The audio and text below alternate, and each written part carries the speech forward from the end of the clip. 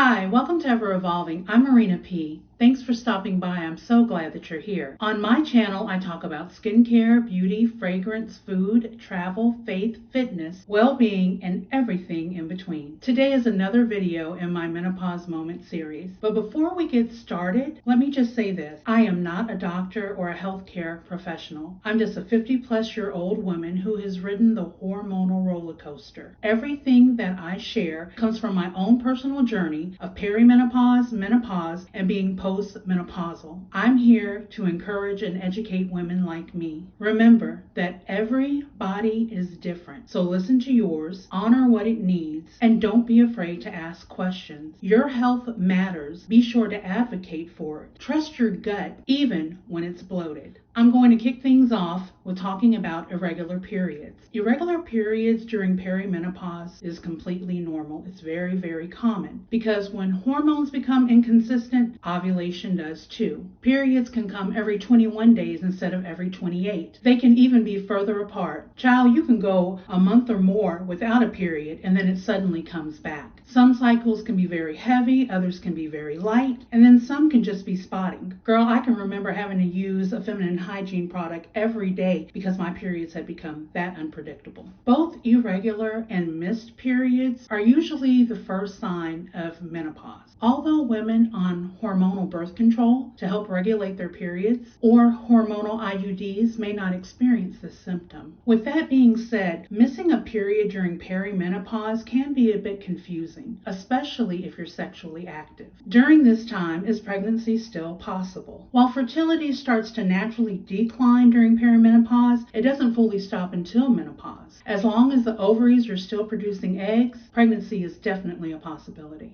Now, let me tell you about my irregular period. Child, listen, I was moving and grooving. Everything was doing fine. I was holding on tight on this ride. Child, I was 7 months in without Aunt Flo showing up looking for accommodations. Baby, I was cruising and loving it until I wasn't. Until I wasn't. Do you know that that joker showed back up and had the nerve to come back with a vengeance? Not only was that cycle heavy, but it lasted 18 days. And if that wasn't bad enough, I had to start the 12-month countdown all over again. The best part is that ended up being my very, very last period. Next, I'm going to talk about hysterectomies and menopause. With a partial hysterectomy, the uterus is removed, but the ovaries remain. Periods stop, and the ovaries still produce estrogen and progesterone. Menopause is not immediate with a partial hysterectomy. Over time, the ovaries may stop working sooner than they would have naturally. Women with a partial hysterectomy can still experience symptoms of menopause, such as thinning hair, hot flashes, night sweats, mood swings, low libido, and other symptoms as well. Now, if a woman has a hysterectomy where the uterus and one ovary is removed but one healthy ovary remains, that ovary can often take over hormone production for both sides. As long as that ovary remains healthy, it can delay menopause until natural menopausal age, late 40s to early 50s. Of course, there's no more periods, but the woman can still have normal hormone cycles. If that one ovary loses function sooner than it would have if both ovaries were present, then she could experience menopause a little sooner.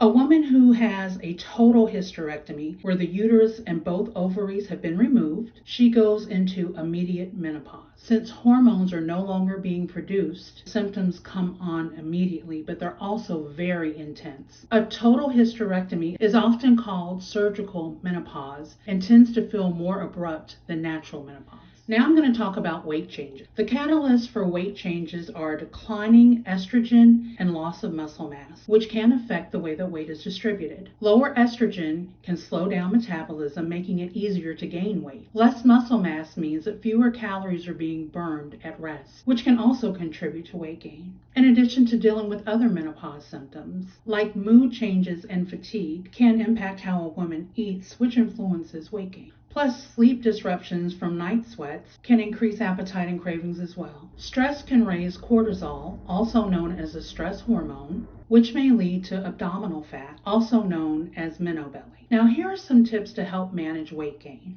Exercise. Girl, get up and move. I'm talking to me too.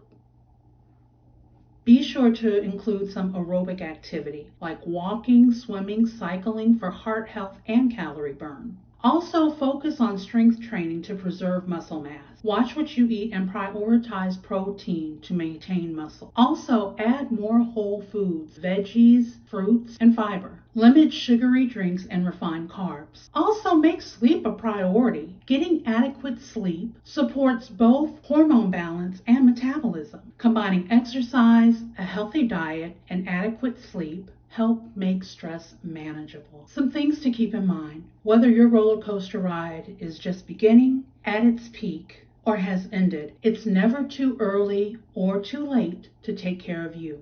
Remember to be realistic and patient. Small lifestyle changes work better than extreme diets. Menopause is a natural phase and some weight changes are normal. Most importantly, be sure to love yourself and give yourself grace. After all, you're just a girl. I hope that you have enjoyed this video. I hope that it has been beneficial to you. I hope that you save this video for yourself, but that you also share it with a girlfriend who needs to know that she's not alone in this either. Be sure to like, comment, and subscribe. I'll see you on the next video. Keep evolving.